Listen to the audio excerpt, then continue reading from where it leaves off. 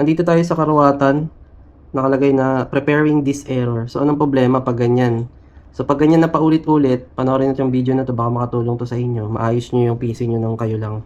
Dalawa yung posibleng problema. Pwedeng yung hard disk or yung SSD. Pwedeng corrupt yung Windows or defective, alin man sa yung defective yung hard disk o defective yung SSD. So, paano natin mapoprove na defective talaga yan? Kailangan natin ma-check yung health ng hard disk tsaka SSD. 500 GB, 4% yung health. Walang SSD. Hard disk lang. So, mag-check natin sa loob. Nakikita nyo, isa lang yan sa SATA cable papunta sa hard disk. Hard disk lang talaga, walang SSD. So, ang pinaka the best na solution dito, ito. I-upgrade natin ng SSD.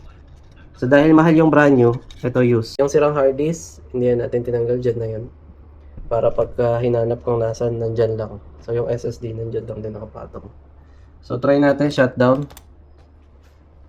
Yung mouse na defect, ayaw gumana. Sagana daw to sa kakapalo. So, bilan na lang kasi mura lang naman yan. Patay. Buksan. Ano to? i3 na second gen. Nabili daw to ng 9,000. At hindi pa naka-SSD. So, NSSD natin. Yan. Smooth na yung performance.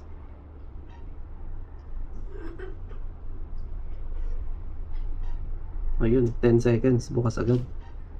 Pwede na!